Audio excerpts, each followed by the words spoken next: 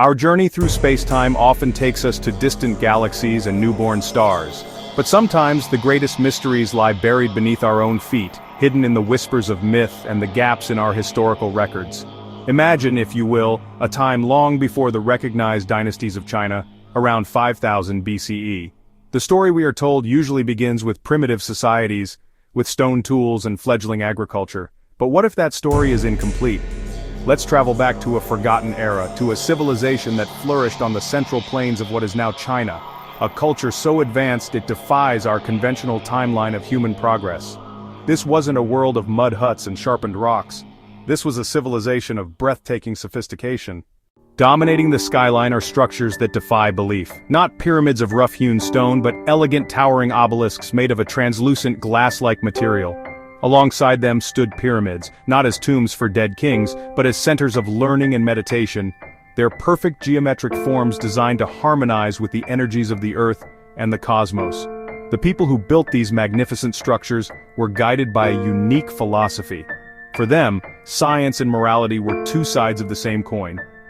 While we are proud of our recent discoveries in quantum physics, these ancient people had a profound understanding of the universe's smallest particles. Evidence suggests a shared system of primordial writing, an elegant, abstract script that connected them with other advanced pockets of civilization in West Asia and even Egypt. This was the world before the flood, a connected, enlightened planet on the cusp of a golden age. For this brilliant civilization, the decline was not swift, but insidious, a slow erosion from within. The principles of moral science that had been the bedrock of their society began to be forgotten. As morality decayed, the very fabric of their society began to fray. The once harmonious energies that powered their cities started to become unstable. Their prophets and wisest sages saw the signs. They spoke of a great cosmic cycle, a cleansing that was foretold to correct such profound imbalances. They warned that the world itself would wash away the corruption that humanity had embraced. But their voices were largely ignored, lost in a chorus of arrogance and complacency. The Great Flood was not a simple storm, it was a planetary restructuring. The chronicles describe the sky darkening for days, the oceans rising and waters bursting forth from the very ground. The magnificent cities, the glowing obelisks, the vast libraries of knowledge, all were swallowed by the churning, muddy waters. It was the end of an epoch. Small communities, those who still held to the old ways and listened to the wisdom of the universe, had prepared.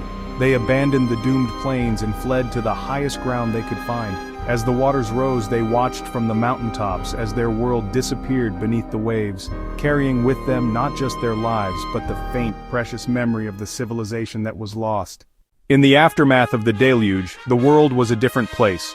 The survivors looked out from their mountain sanctuaries upon a vast, endless sea. Their gleaming cities were gone, their advanced tools lost to the depths. By all conventional logic, they should have been plunged into a primitive state of existence. But this did not happen. The survivors were not primitive hunter-gatherers. They were the inheritors of a vast, albeit fragmented legacy. They carried the most powerful tool of all, knowledge. They planted terraced fields with saved seeds of domesticated grains, applying remembered principles of sustainable farming to their new rugged environment. The survivors, having witnessed the fall of a civilization that had lost its moral compass, placed a renewed emphasis on virtue and community. They taught their children the stories of the past, not just as history, but as a moral blueprint for the future. When the waters finally receded, and their descendants began to venture back down into the fertile river valleys, they did not arrive as primitives.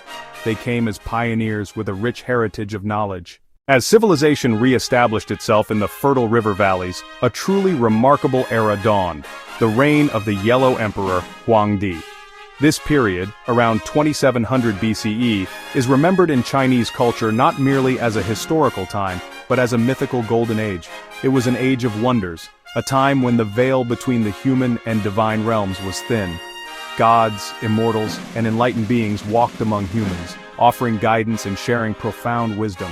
The Yellow Emperor himself was more than just a ruler. He was a cultivator, a sage, and an inventor. Guided by these divine beings, he established the foundations of Chinese civilization as we know it. The historical texts hint at extraordinary technologies and events. They speak of celestial chariots and journeys to other lands, not just across the oceans but perhaps even to other worlds or dimensions, to the realms of the gods themselves.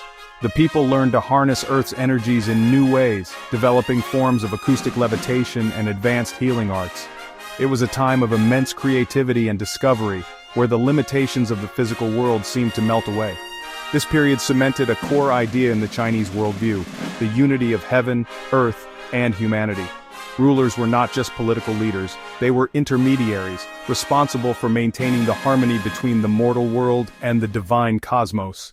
In this flourishing golden age under the Yellow Emperor, a monumental task was undertaken: the creation of a new system of writing. This sacred duty fell to Kangji, the Yellow Emperor's four-eyed historian, whose unique vision allowed him to perceive the patterns of the cosmos and the essence of the natural world.